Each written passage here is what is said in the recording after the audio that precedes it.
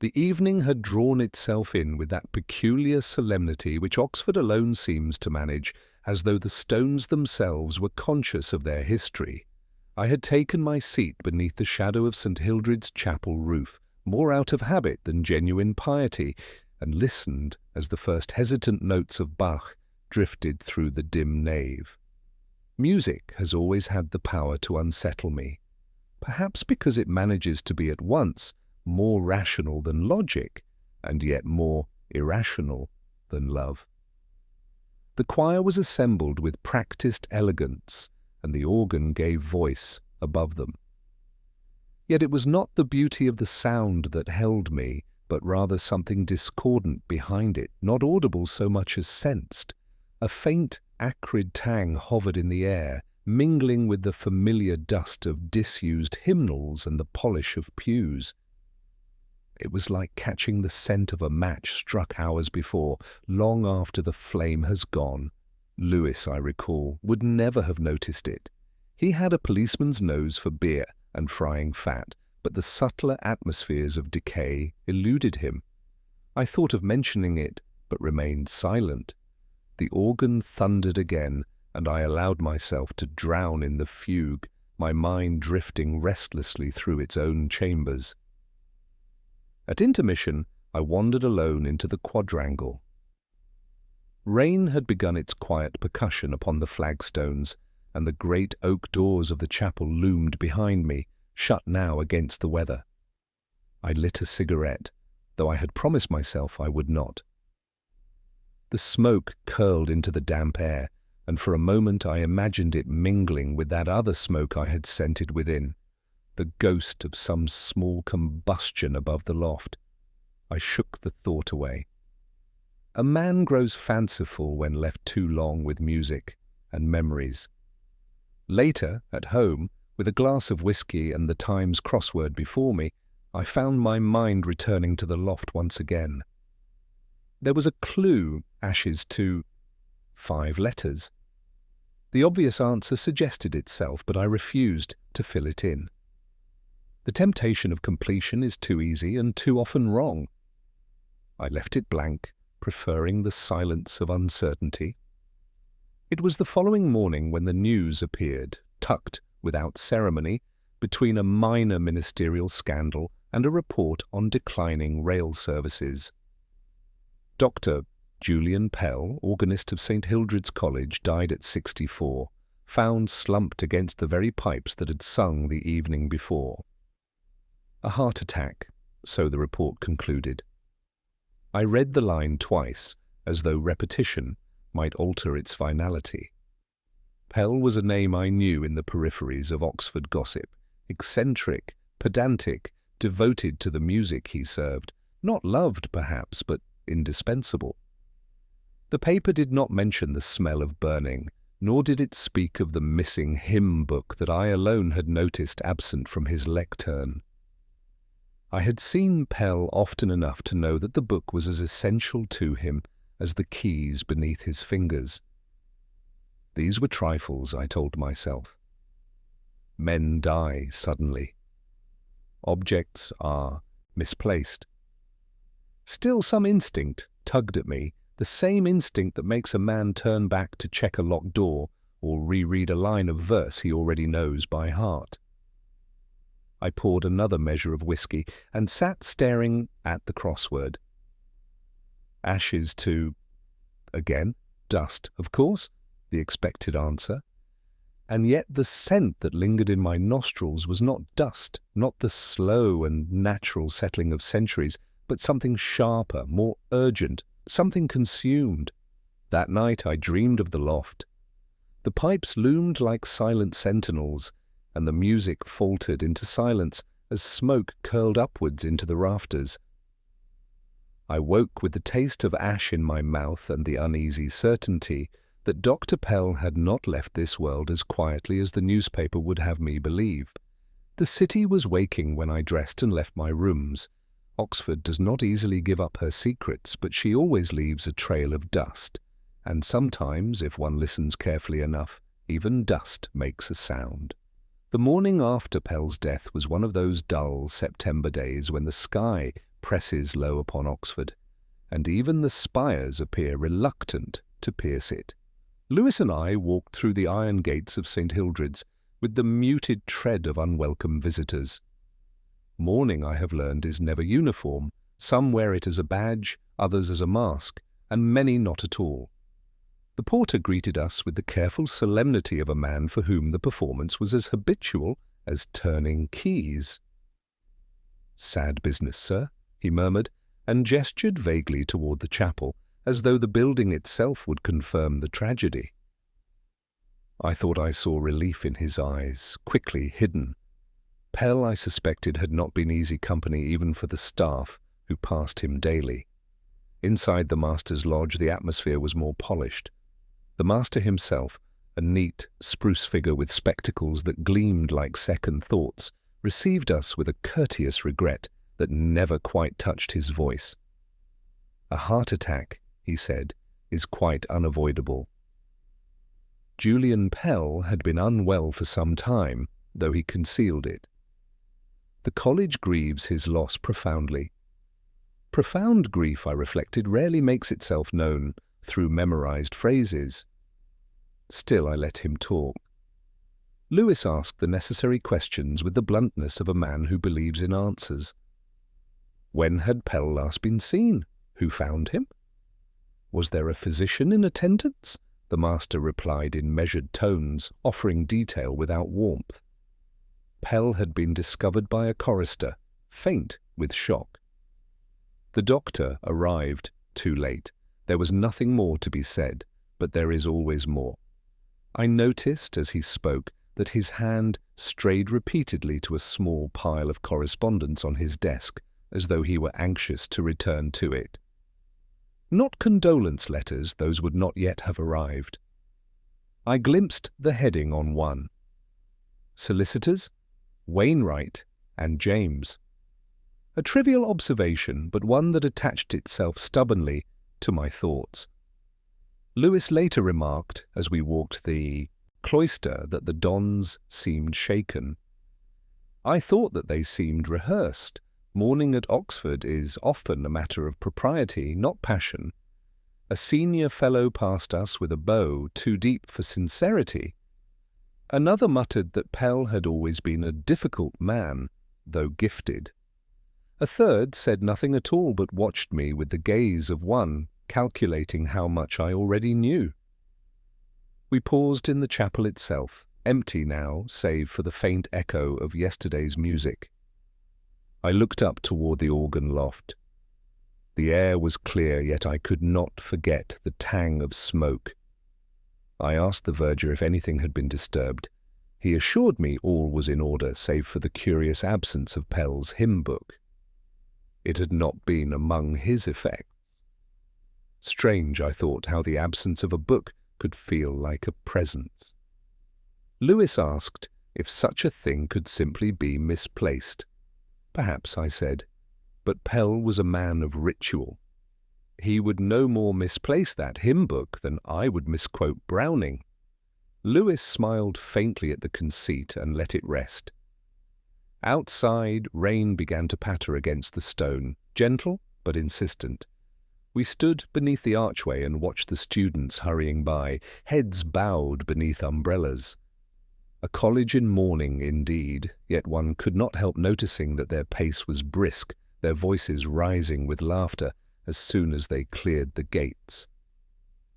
The grief belonged not to them, but to the official notices pinned to the buttery board. As we turned to leave, my eye fell upon a carved plaque, weathered with age, listing the names of benefactors. One name had been carefully re-gilded while the others were left to fade. A small thing, almost petty, but it whispered of priorities. In colleges, money lingers longer than memory. Lewis said quietly that it looked like an open and shut case. A man dies of natural causes, why drag the business further? Perhaps he was right. And yet, as the rain soaked into my coat and the bells told the hour with weary precision, I could not help but think that grief, real grief, has a way of staining the air. Here, At St. Hildred's, the air was already clean. Too clean. It was Lewis who suggested we speak to the choir. He believed in the plain approach. Ask those closest to the scene, and they would tell you all there was to know. But I had long since learned that the truth, like music, rarely followed the score. It hid in the rests, in the hesitations, in the phrases sung too loudly or too softly.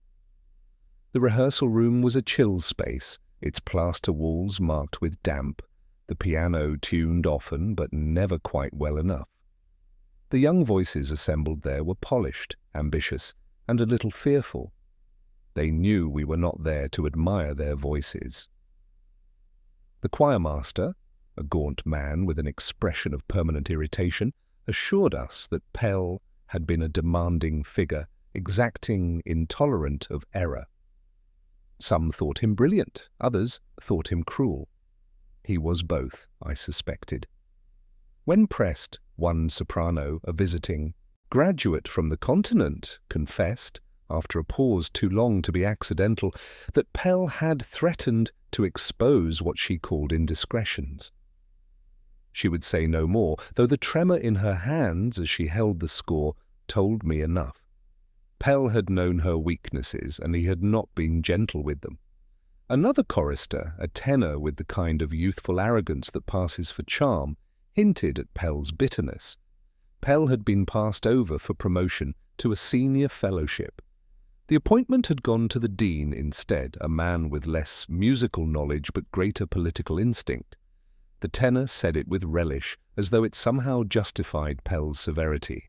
Lewis scribbled dutifully in his notebook, but I let the words flow over me, listening instead to what was absent. Grief was absent. Even respect seemed muted. These voices, trained to harmonize, revealed themselves in dissonance. One of them mentioned, almost idly, that Pell had a particular fondness for a hymn book he always carried, annotated in his spidery hand. It had not been seen since his death. I felt again that faint prick of awareness, the sense that an object's disappearance could speak louder than any confession. Books do not simply vanish in Oxford. They are hidden or stolen or suppressed. During a lull in the questions, I walked toward the piano and leafed idly through the scores stacked upon it. A thin layer of dust marked those untouched for months, but one folder had a clean edge, as if recently removed and replaced. Inside I found an arrangement of Tallis, the margins penciled, with a correction in Pell's hand, a trivial note, yet I lingered on the scrawl, sic transit gloria. It was not like Pell to leave his thoughts in Latin for the benefit of others. Was it for himself, or a message intended to be found? Lewis asked why the choir seemed uneasy when speaking of Pell. The choirmaster frowned, then said simply that music at St. Hildred's had always been more about appearances than art. Pell, for all his faults, believed otherwise. That kind of belief makes enemies. As the choir dispersed, their chatter returning cautiously once they thought us out of earshot, I sat a moment in the echo of their voices. I thought of Eliot's lines, between the idea and the reality falls the shadow, and it seemed to me Pell had lived too long in that shadow, half revered, half despised. Outside, the afternoon rain slicked the stones of the quad, and the bells of St. Hildred's chimed the hour. With weary obedience, Lewis remarked that Pell had simply made too many enemies. Perhaps, I said, but enemies are common currency in Oxford. What mattered was not that he had them, but that one of them had found reason enough to silence him. I took out the crossword from my pocket, the page now creased and damp. The clue I had left blank, ashes to, still mocked me. Dust remained the answer, but in the voices of the choir I had heard something closer to smoke. Lewis had the good fortune to find it, though I doubt he recognized its worth at first. A crumpled sheet, half burned at the edges, rescued from the grate in Pell's modest set of rooms. He brought it to me with the cautious pride of a man who suspects significance without quite seeing it. It smelt faintly of smoke still, as though reluctant to relinquish its passage through fire. The hand was angular, the ink brown with age, though not ancient. Latin mostly, with the kind of pompous phrasing favoured by those who believe secrecy is best concealed by language rather than discretion. My Latin has always been less than perfect, but there are words which require little interpretation. Testamentum, beneficium, ignis. I sat with the letter at the small table in my rooms, the evening light already fading from pale to grey, and tried to make sense of the fragments: a will, a bequest, fire. 3 words, disjointed, but already suggestive of an undercurrent far less natural than a simple heart attack. Lewis peered over my shoulder. He said it looked like nonsense. The page was half missing after all. Perhaps, he added, it had been discarded by Pell himself. Perhaps. But it is not the nature of scholars to discard letters, even in languages half understood. We are hoarders of ambiguity, not destroyers of it. I let my gaze wander to the small shelf above Pell's desk, where the remnants of his library stood like weary soldiers. Dry theological commentaries, music treatises, hymnals bound in fading cloth, all aligned with the neatness of a man who required order. Yet one space was empty, a gap left obvious by the imprint of dust around it. The missing volume had not been carelessly borrowed, it had been deliberately removed. It was Lewis who disturbed my reverie with his plain suggestion. Why not consult one of the dons for a translation? But there are words, I told him, one prefers not to share until they are fully one's own. He shrugged, accustomed to my obstinacy. That night, unable to sleep, I returned again to the crossword. The clue that had begun to haunt me persisted. Ashes, turdia, 5 letters. Dust remained the prosaic answer, but with this half-charred letter in my pocket, another possibility flickered. Flame. Not theologically correct, but in some ways more honest. Dust is passive, fire consumes. The following day we walked the corridor outside Pell's rooms once more. The boards creaked beneath our tread, and the air was tinged with polish and old stone. I paused at a notice pinned to the corkboard, announcements of lectures, concerts, the detritus of academic life. One flyer bore Pell's hand, a lecture on Purcell that was never delivered. The date marked only 3 days before his death. A triviality, perhaps. And yet I noted that Pell, pedant that he was, had misquoted the composer's epitaph in his announcement. Purcell, who lies here bereft of life and of harmony, except that Pell had written Harmonia. An error, or a signal? Lewis asked Means if it mattered. Everything matters, I told him, though not everything matters equally. We left the college under a drizzle that stitched the streets into a pattern of blurred reflections.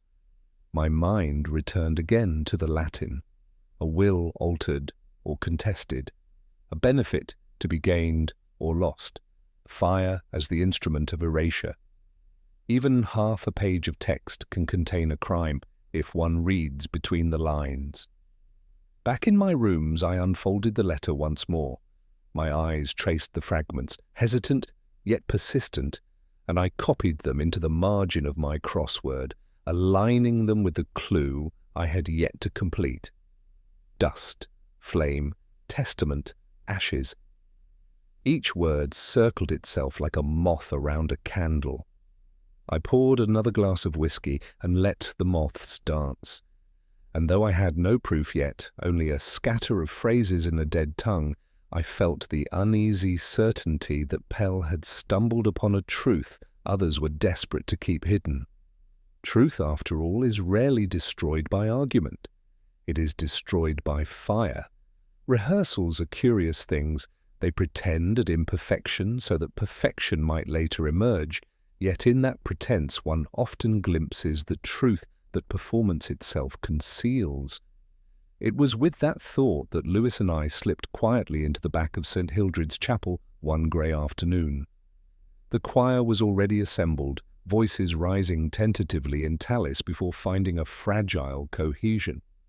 The organ, played now by a deputized fellow of the college, struggled to command the space as Pell once had.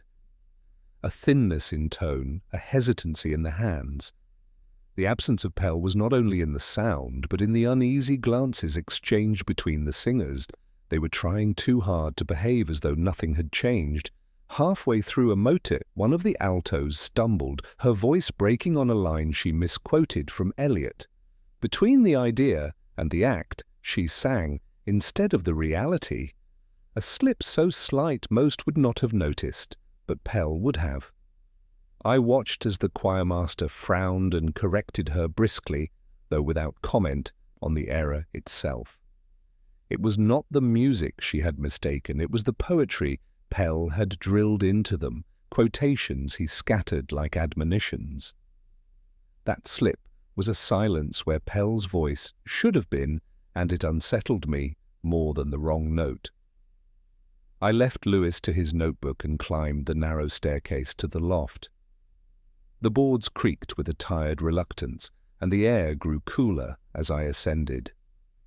Up there the pipes rose like columns in a forgotten temple, shadows clinging to their edges. I ran a hand along the wooden railing and felt beneath my fingers a faint roughness, as though something had scorched the grain. A search of the space revealed nothing obvious, no hymn book, no diary, no letter. Yet by one of the panels I noticed a dark smear, easily overlooked. Ash ground into the crevice by a careless hand or a desperate one. I crouched and followed the faint trail toward a recess where a cluster of old music. Scores had been stacked. They were dusty, untouched, save for a clean rectangle where something had once rested. Whatever had been there was removed recently, and not with the reverence of preservation, but the urgency of concealment. Lewis called up from below, his voice echoing against the stones. "Anything?" he asked. "Only dust," I answered, though I kept the truth to myself. "Dust, yes, but dust with memory of flame." As I descended, I caught sight of the choir again, their faces lifted in reluctant song. The soprano from the other day sang with mechanical precision, her eyes avoiding mine. I thought of Pell's threat to expose indiscretions. I thought of voices raised not in harmony, but in fear. When rehearsal ended, the choir drifted out in clusters, their conversations hushed until they reached the quad, where laughter broke out too freely. Lewis remarked that they seemed relieved to escape. He was right. Rehearsal had been less about music than endurance. We lingered a while in the empty chapel. The air carried still that faint tang of something acrid, though perhaps it was only in my imagination now, sharpened by suspicion. I pulled the crossword from my coat pocket and stared again at the clue I had avoided. Ashes to dust, always dust. But in the margins of my mind the answer shifted as though the letters might reconfigure themselves into another word altogether. Lewis broke the silence, saying perhaps we were chasing shadows. Pell had died of a heart that failed him. All else was embroidery. I looked up at the loft, its darkness pressing down like a secret unwilling to remain silent, and replied only that shadows have their own kind of truth. We left as the verger locked the heavy door behind us. The iron key turned with a scrape that lingered in the air, a final note in a rehearsal that had revealed far more than the music intended. It was Lewis who pressed me to speak with the dean.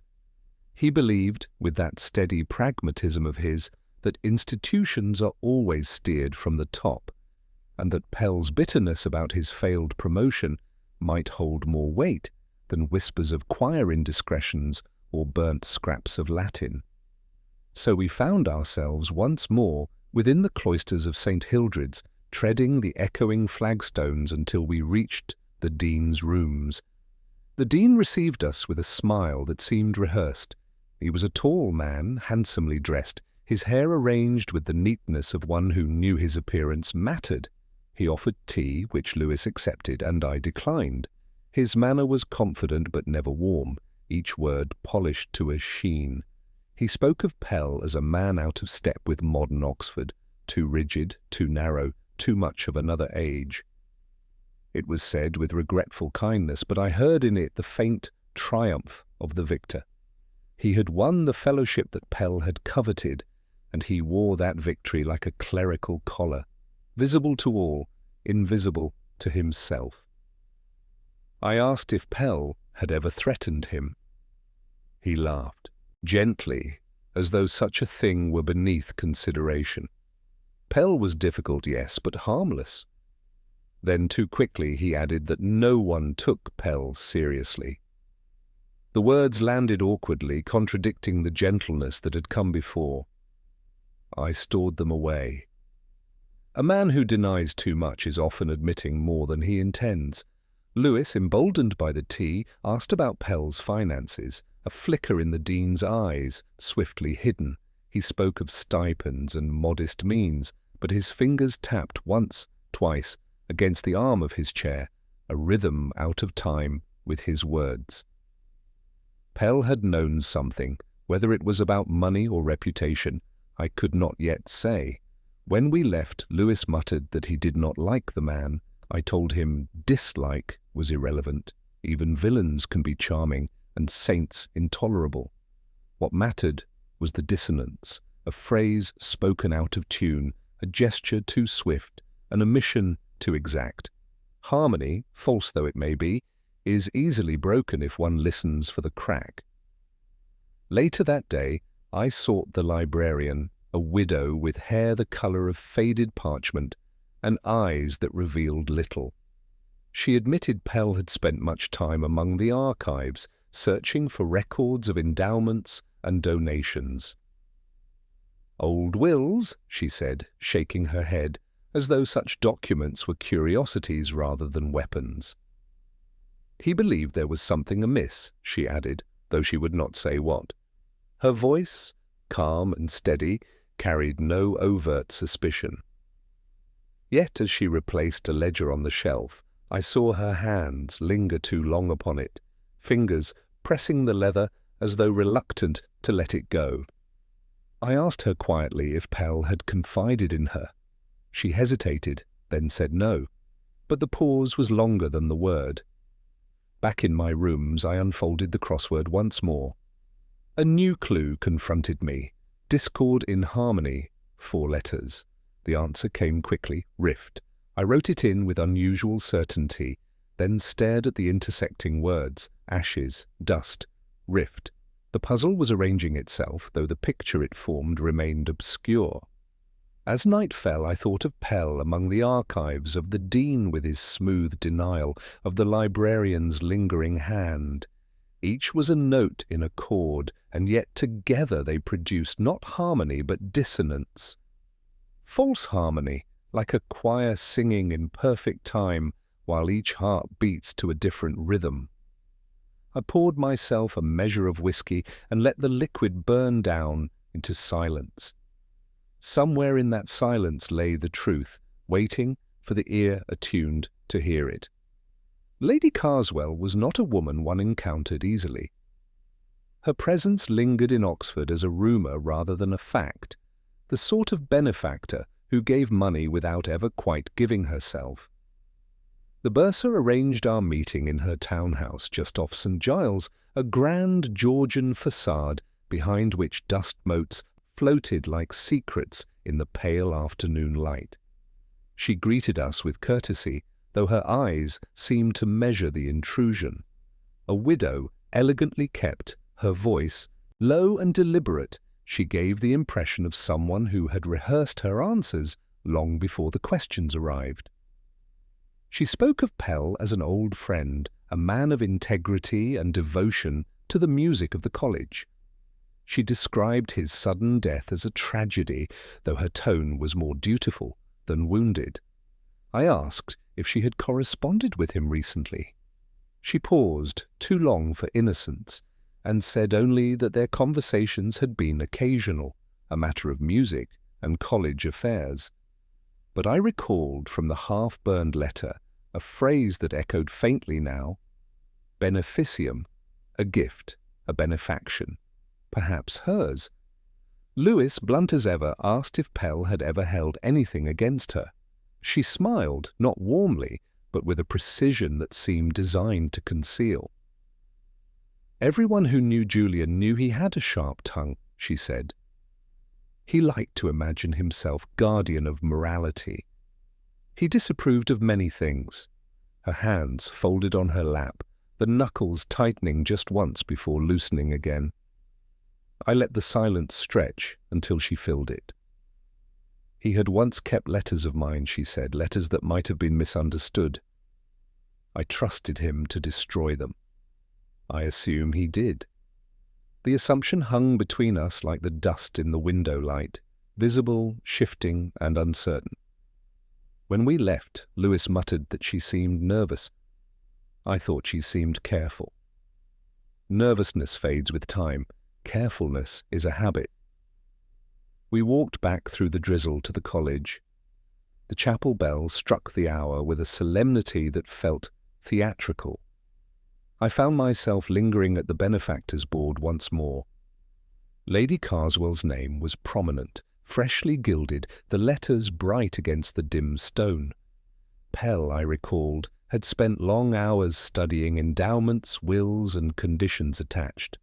Perhaps he had found that her generosity was not without stipulation. In my rooms later, I opened the crossword again. One clue read, gift with condition, 10 letters. I tried possibilities, endowment, benefactor, restriction, but none settled into certainty. Finally, I left the space blank, as Pell had left blanks in his hymn book, absences that spoke louder than words. I poured a glass of whiskey and stared at the rain trailing down the window. Pell had been a man who noticed conditions, who remembered promises others preferred to forget. If Lady Carswell feared him, it was not because of his music, but because of his memory. And memory, unlike money, cannot be gilded over. That night I dreamed not of music, but of ash, drifting through beams of light, each mote a word half burned, half saved, refusing to be erased. It was the tenor who sought me out, not the other way round. A boy on the threshold of manhood, shoulders narrow beneath a jacket too large, his face composed, yet his eyes betraying a restlessness that betrayed him more than words ever could. We met by chance, or so it appeared, outside the buttery, where the smell of fried bread clung to the walls, and the rain had left the flagstones slick. He asked if we might walk a little, and I agreed, though Lewis, ever protective, followed a pace behind like an unwilling chaperone. The boy spoke haltingly at first, his voice low as though the walls themselves might overhear. Pell, he said, had arranged meetings in the chapel after hours, not for music, not for prayer, something else. Evidence, he called it, though he confessed he never saw what. Once, creeping up to the loft, he had glimpsed Pell clutching a small book bound in green leather, fastening it with a strap as if it were more precious than scripture. Pell had caught him watching and told him sharply to leave. He had not dared disobey. I asked if he had seen the book again. He shook his head. He thought it a diary, though he could not be sure. Pell had spoken of keeping it safe, away from those who might destroy it. But the boy remembered more. On the night Pell died, he had passed the chapel late, after curfew. The door was ajar, he heard voices, Pell's raised in anger, and another, softer, coaxing, almost pleading. He could not identify it. Fear had turned him back before he could listen further. His words came quickly then, as though once begun he could not stop them. Pell had been feared, but he had also been respected. And the boy, despite his dislike, felt compelled to tell me what he knew, because silence had begun to weigh upon him more than fear. Lewis asked if he could describe the second voice, male or female, old or young. The boy hesitated, said it seemed cultivated, low, educated, but voices change in anger, and he could not be certain. I did not press him. Certainty in Oxford is always the rarest commodity. When he had gone, Lewis muttered that it was little more than gossip, a boy frightened of shadows. Perhaps he was right. But shadows sometimes reveal outlines where light only blinds. Back in my rooms, I found myself staring at the crossword once more. The clue was simple enough. Diary or log, 4 letters. The answer, journal, too long. I tried book, note, even file. None fitted. Then I thought of the boy's words, bound in green leather, fastened with a strap. Ledger. The letters aligned neatly with the crossing clues, and for the first time in days I felt the puzzle yield, though only slightly. A ledger, a book of accounts. Pell's diary may have been more than a record of private thoughts. I poured a measure of whiskey and let the glass rest against my palm. The boy's confession had left me with more questions than answers. If Pell had held a ledger, what entries had it contained? Names, dates, sums of money, promises broken or enforced. And who had wished to silence the record? Outside the rain eased, leaving the cobbles shining like black glass beneath the gaslight. From the chapel came the faint echo of a hymn sung by unseen voices, thin and uncertain, without Pell to command them. I thought of the boy's frightened eyes, of the green leather book, of the voices raised in anger behind the ajar door. It is a curious thing how silence can cling more tightly than sound. That night, as I lay awake, I felt certain Pell's silence was not natural but imposed, and that somewhere, in the absence of his green-bound ledger, the truth still whispered, waiting to be heard. It was Lewis who arrived one morning, damp from the rain and carrying a look of weary triumph, to tell me he had found the answer. Pell, he said, had been blackmailing the dean. The story was simple enough, evidence of an affair with a junior fellow, delicately hidden in letters that Pell had threatened to make public. In return, promises of money, perhaps even influence, had been extracted. It explained everything, Lewis concluded, the dean's evasions, Pell's secrecy, the missing book. A sordid arrangement brought to its inevitable collapse. I let him speak. The neatness of his theory was almost comforting, but there are answers that arrive too swiftly, too elegantly, and I have learned to mistrust them. I poured a whiskey and sat with the crossword on my lap, feigning distraction. Lewis grew restless under my silence, as though he had presented a completed equation only for me to erase it. The clue that occupied me was a curious one. Testament mistaken, 5 letters. I tried will, trust, deed, none fitted. Only later, in a kind of idle irritation, did I see it. Error. An error in a testament, a wrong will. And suddenly the phrase pressed itself against my mind with unwelcome insistence. We returned that afternoon to the archives where the librarian, grave and watchful, permitted us to leaf through the college's records. The air smelt of old paper and candle smoke, though no candles had burned there for years. Ledger upon ledger, testament upon testament, the careful ink of centuries laid out like the veins of an old man's hand. Lewis busied himself with dates and names, but I found my eyes drawn to a particular entry, a bequest from the 17th century, requiring that the college maintain sacred music in perpetuity. The condition was clear, the benefaction generous.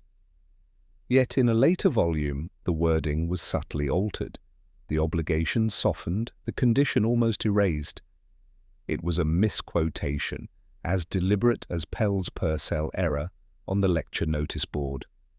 And Pell, meticulous pedant that he was, would never have allowed such a slip to pass unremarked. I remembered the half-burned Latin letter, its words testamentum and beneficium, and the boy's account of a green, leather-bound ledger. Pell had found the truth in these records, I felt sure. Not a scandal of flesh, but one of ink. A will altered, a benefaction misapplied, money redirected where music had been intended. When I told Lewis as much, he frowned, insisting the Dean's affair was motive enough. People kill for reputation as often as for money. True, I said, but Pell was not the sort to involve himself in bedroom gossip. He concerned himself with conditions, with words, with the precise use of language. To alter a will was, to him, the gravest of crimes. As we left the archives, I noticed the librarian's eyes follow us with a gaze too steady, too measured. When she replaced a volume on the shelf, her hands lingered longer than necessary. That hesitation, subtle and almost invisible, struck me more deeply than Lewis's theory. Back in my rooms, I set down the crossword again. Testament mistaken. Error. The letters aligned themselves neatly across the grid, intersecting with another clue I had left blank. Singer's lament, 3 letters. The answer was cry. And it seemed to me that Pell's death was precisely that, a cry smothered beneath the silence of a college that preferred its harmony false rather than broken. Lewis was still convinced of his blackmail story. Perhaps he was right. Yet the crossword had whispered something different.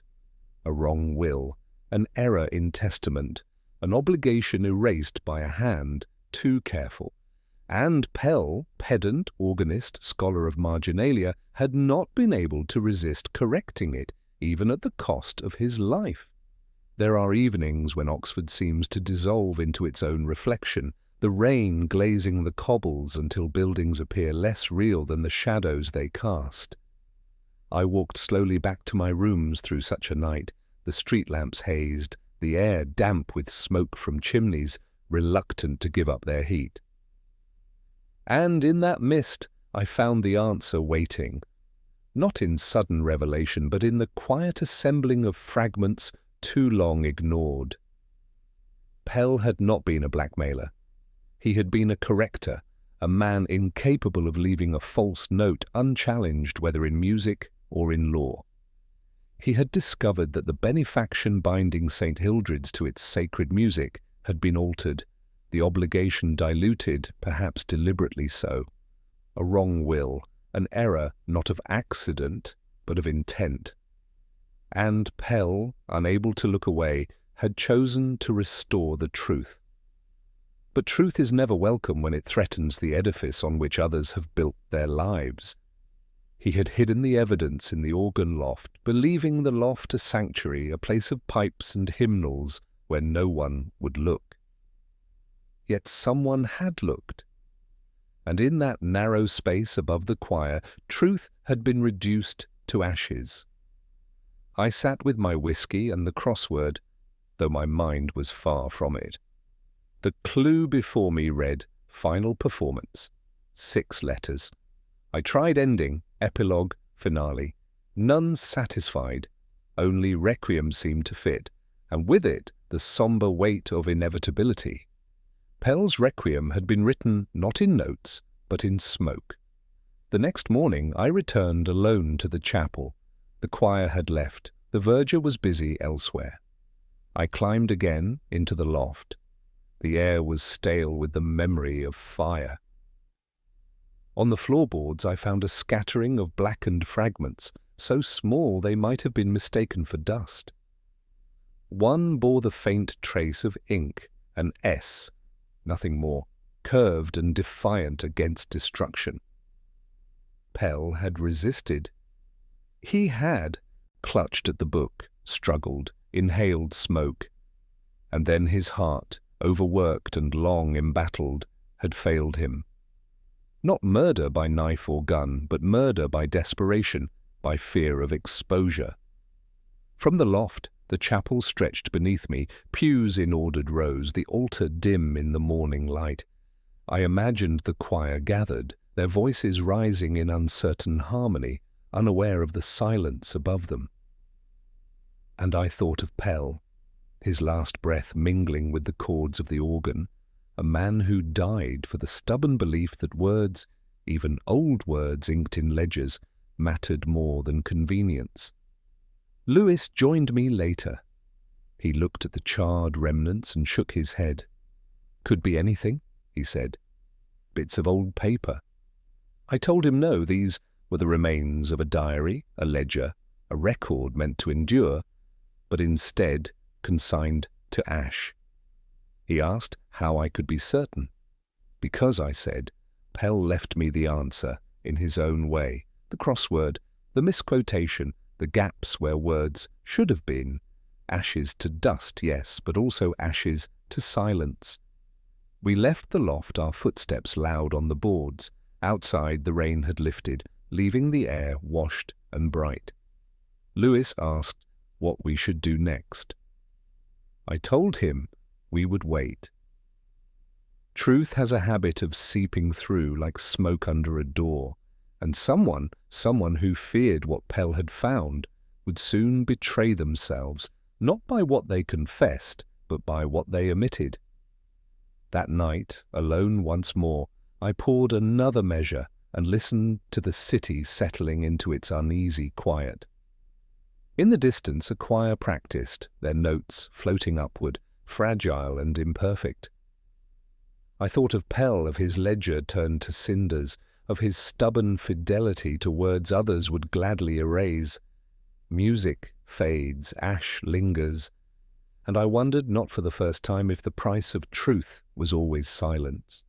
The library of St. Hildred's has always struck me as a place where silence is not merely kept, but enforced, as though the weight of centuries presses its finger to the lips of every visitor.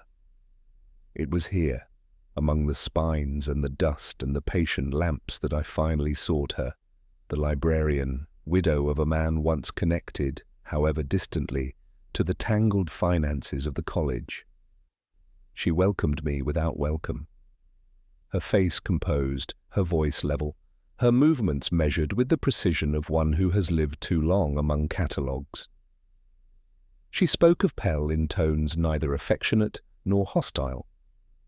He had been a frequent visitor, she said, insistent upon examining records few others troubled to request. He was looking, always looking, for some inconsistency. Her gaze lingered on me as though daring me to suggest that he had found it. Lewis asked questions in his practical way. Which volumes Pell had studied, whether any were missing. She replied with the efficiency of a catalogue card. Yet it was not her answers that unsettled me, but the pauses between them, those tiny delays in which hesitation grew louder than speech. I noticed the way her hand brushed the binding of one ledger before she replaced it upon the shelf, the slight tremor at her wrist. I noticed, too, that her eyes never rested upon the loft of the chapel when we mentioned it, though most in the college glanced upward instinctively when Pell's death was named. These omissions, more than her words, revealed the burden she carried. When Lewis withdrew to speak with the porter, I remained. I asked her quietly if Pell had confided in her. She shook her head, but the silence before the denial was too long, too careful. Then she turned away, busying herself with the alignment of books that were already aligned. It was then that I understood, not the full truth, but enough. Pell had discovered something in the records, something tied not merely to benefactions, but to her own family's part in altering them. The hand that softened the will, the ink that reshaped obligation, had belonged to her late husband. And with Pell's discovery came the threat of exposure, not only of a man dead these many years, but of the children who bore his name, the inheritance that bore his stain. She had tried to protect them. She had tried, I think, only to destroy the evidence, to consign the ledger to flame. But in the loft she found more resistance than she expected. Pell had struggled not with fists, but with words, with the stubborn refusal to relinquish what he believed sacred. And in that struggle his heart had failed him. I asked her, softly, whether she had known Pell well. She said only that he was a difficult man, but her eyes betrayed a weariness deeper than dislike, the weary acceptance of one who has kept silence so long it has become indistinguishable from grief. Back in my rooms that night, I unfolded the crossword. The clue read, "Keep quiet, 6 letters." The answer was simple enough: silent. Yet, as I filled it in, I felt no satisfaction.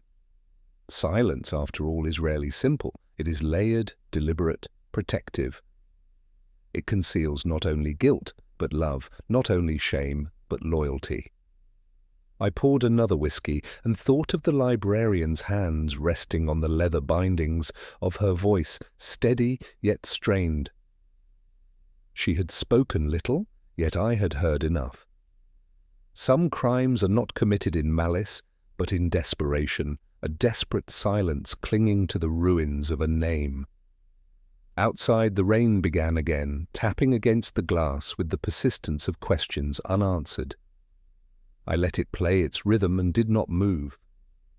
Pell's death was explained perhaps, but explanation is never the same as understanding.